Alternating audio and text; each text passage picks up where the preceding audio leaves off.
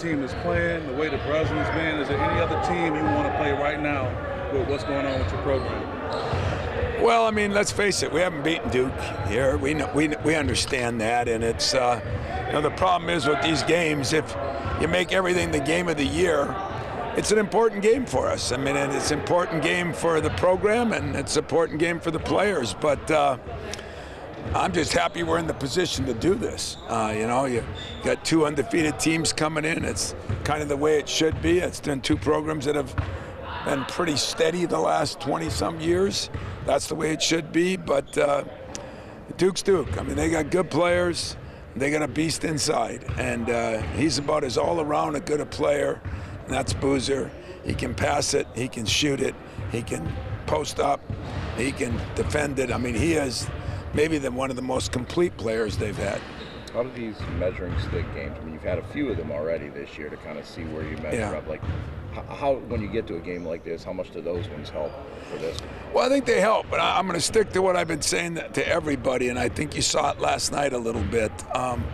We're not going to know till the middle of December, maybe even a little longer, because some people are already in rare form, and some people are really struggling because they've had so many transfers in, and they're trying to get those guys ready to go, and some have had some serious injuries. Like, you look at Washington, it's a really good team, and I think Oregon, I think those teams have had some injuries. So I'm waiting until the middle of December before I feel like I know who we're playing. I know a little bit more about ourselves. We've had 2 great days of practice. I think our guys are really focused in, dialed in, and that's what we have to be, because we're not going to out-talent somebody, but I think you can outwork somebody. Do you feel good about Cam, where he's at after missing last game? I feel a lot better about him today. He's doing just about everything today. I mean, he's not quite where he was, but yeah, I feel good. I mean, Cam's he's gonna come out and play, and he's tough enough that he'll play with anything. So it's getting better every day. Do you trust this team yet? Like, it seems there's a consistency to the toughness and ferocity that they play with. Are you starting to trust that they'll show up game after game? Starting to, yeah. I'm not ready to, like I said, I'm not ready because I don't know how these other teams have been, like Kentucky was a big win, and yet Kentucky's struggling, right? So it's hard to figure out yet, how big were our big wins. And I'm not, I guess I am dampering it a little bit because I believe what I'm saying. But I'm also excited because we played some pretty good basketball against some quality teams. And so, yeah, right now I'm starting to trust this team more every day. But we're 8 games in, Usually you figure that out 12, 13 games in, so I got a ways to go yet. The level of play, too. I mean, the North Carolina game, the level of play in that game was so high level. Yeah. Like, is this a team that can they set the bar rather than play to their competition? Well, I don't think we played to our competition much, because the problem with us is if we don't play at a real high level, then we're in trouble no matter who we're playing, because we just haven't shot it well enough yet. Now, in the Power 5 games that we played, we're shooting the ball a lot better. I think 48 and 34-5. We're rebounding the ball still well. We're defending really well in those games, and that's made a difference. I still think our running game's got to get better. We got to get to the line better, got to turn it over a few less times, and constantly we got to make open shots. I'm actually pleased with our offense as far as the shots we're getting. I'm not pleased with it as far as the shots we're making. Tom, is there anything special or unique about a 12 noon tip-off on a Saturday? Not for me. I get up early every day, so. But it's probably different. I'm hoping our fans, you guys get up early and get loosened up, go out and shovel so you're fresh, and then come to the game. But I don't know. We've played at so many different times. We just played at 1:30 last week. We've played at 10 in the morning in some NCAA games. We played at 10:30 at night in others.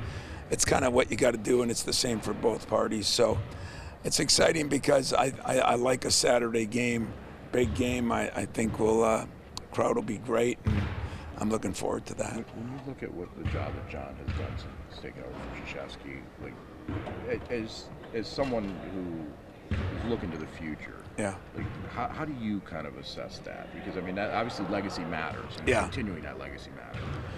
Well, I think John's done a phenomenal job there when you really look at it.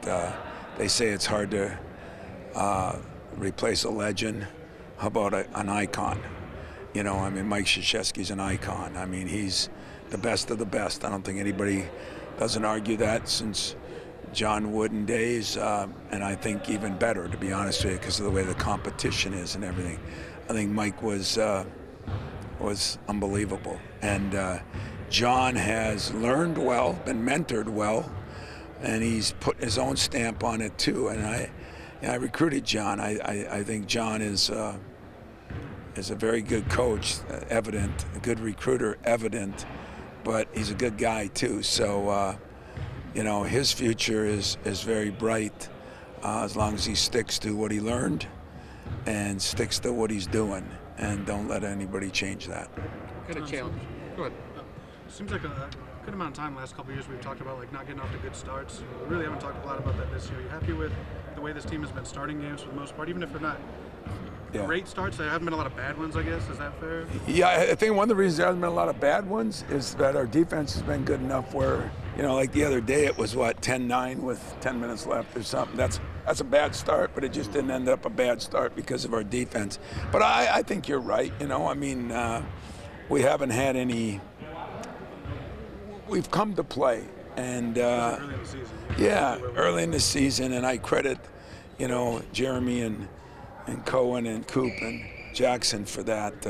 They've done a tremendous job, both in the locker room, hotels, practices, everything. So I'm really pleased with that. But as I said, I've got 4 or 5 things to continually improve on, and don't forget who we are. And that's kind of my lecture every day right now. Let's just keep working in our practices. I will admit I've been really good, and that's encouraging. Every Duke team is a little different, and obviously they replace Flag, but it's a good deep team with a lot of height and kind of positionless in certain ways. I mean, it's sort of what describes. Yeah, that's the problem. Is for us is they move guys around in positions because they always have been positionless, but now they've got size, sometimes 6'5", 6'6", everywhere, and 6'9" inside and 6'10", and the way that Boozer can handle the ball, he pops out, he can shoot a long 3, he can take it to the hole. To me, he might be as complete. You know, Paulo was unbelievable, and then Flag was very good too. But if you talk about this kid, might be as good a passer as a lot of point guards. He can really pass the ball, does a great job of that. He's got pedigree, you know. He's a lot like his dad, as I remember it, and his dad was a very good player. He doesn't get rattled. I thought Doug, whose scout it is, I thought he said it best, you know. You better go beat him because he ain't beating himself. That's a pretty good compliment for a freshman in college, you know. Doesn't get rattled. He's not beating himself. He plays under control, and for scoring as many points as he does, he plays pretty unselfish. So I got a lot of respect for him, and to be honest with, for his family. I mean, his dad was a great player. With Cam, your own freshman, do you expect to have him full go, or what's your? Well, I expect to have him full go unless he gets hit some way or another, you know, and re-injures the sprain. But yeah, I expect him to be full go. One thing good about Cam, he's tougher than nails, so I don't think he cares, you know. I mean, he hurt that thing in the first couple minutes of the game and didn't seem to faze him, so that says it all about Cam. Wondering about Caleb a little bit. I saw him moving and doing more things out there. Not so much is he going to come back, but he's not. When you get to that second part of the year, if he's able to kind of be on that scout team. Oh yeah, that's what's going to be critical. And I mean, he's a miracle. He's a freak. He's a weirdo. Take whatever words you want, but it's unbelievable in 5.5 months what he's doing right now. I mean, he's up dunking, and you know, they would hold him back if they don't have to. And so, you know, would it be inviting if in the middle of January he could play it would be if he wasn't a good enough player, but he is a good enough player, and he's got 2 years left, and I wouldn't do that to him. So. Yeah, it's not like you can just add a guy into the mix. No, we're not football where you can play in 10 games before you know, and still redshirt. I mean, we're the only sport that still has rules on the court and no rules off the court. The toughness factor of this team, Jeremy, Cam, guys like that, does that start when they get to Michigan State, or is that developed over time? No, I can't take credit for that. You know, Jeremy's been Jeremy since he was born. I think he came out of the womb with boxing gloves on. And Cam, you know, I mean, he plays out there in a tough league, tough area, and, you know, his dad's his coach, his mom's a coach. So I just love the way Cam, and he, you know, what both those guys have. Jeremy has a high basketball IQ, but Cam has a high basketball and academic IQ, and that makes it even better. How much does, I mean, you say it about those guys, but we've seen that develop in Jackson, too. Oh, yeah. I mean, from day one to now, Hey, Jackson and Coop have both been great. Jackson's been a lot better lately, but, you know, Coop had a bad game the last game. I mean, he'd be the first to tell you that, but he's been playing pretty good, too, rebounding, defending. He's doing a lot of things, and he's starting to make free throws more often, and he had been scoring the ball a little bit better, and he just had a bad day, you know, and that they do a good job knocking the ball loose. They knocked it loose, but I feel so good about both of them.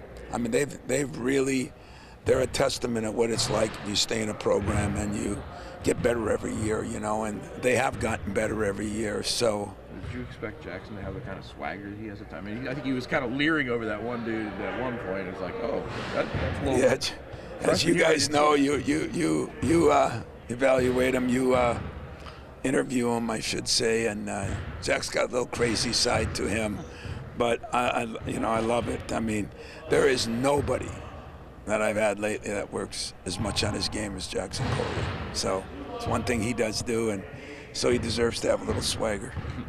And his touch is down low, can still come around. I mean, it's been good early in his career, but I don't want to say slump, but some have kind of rolled up on him a little bit. I think he's missed some close shots. He was so good at it early, then he started really working on that perimeter game, and now he's got to put both of them together. He puts both of them together, he goes from a good player to a great player.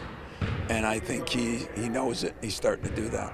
He's still rebounding well, which is critical. He's moving well on defense. He's a lot better. He's best shape of his life. It's been fun to see guys come around, but you know, I just I caution everybody that I don't think you've seen how good we are yet, but I don't think you've seen how good a lot of teams are yet. And we've been a little lucky because we've had 4 guys intact, like Kentucky has maybe 1, you know, so some of those teams are going to get better and some of those teams aren't. And so I'm reserving my overall excitement. I feel good about my team right now, but not ready to canonize anybody until the next 2-3 weeks go. You really have to challenge your team this season before December 10th. I think more than ever before. Saban used to say you can only really challenge your team a few times in a season. You've already done it. Would you agree more before December 10th? A little bit. You know what's happened? I played a little bit of a bigger non-conference that one year, 2003, but we weren't playing any conference games, you know, in December. The last 5 years, when you start playing 2 conference games, and you play 4 or 5, and then you got some decent other teams. We still got Oakland coming up, Toledo, who's been very good, coming up, Cornell, Colgate, I thought was a good team. And, you know, even in the exhibition, Bowling Green just went to Kansas State and won, you know. So, yeah, I think it has, but I think we've done it in a good way, too. We've had some times to prepare for each game and in between. So, you know, so far everything's been good, but we haven't lost the game yet, you know. And we'll see if when we do, if that changes the demeanor of everybody. But I think this week I would just like to ask our fans, we're trying to bring it back like the old days, you know, and it's been that way this year. I mean, the fans have been unbelievable, and hopefully they'll be excited for Saturday. Think the students will get up early enough? I think the students will be here early. I ain't worried about our students. They'll be good.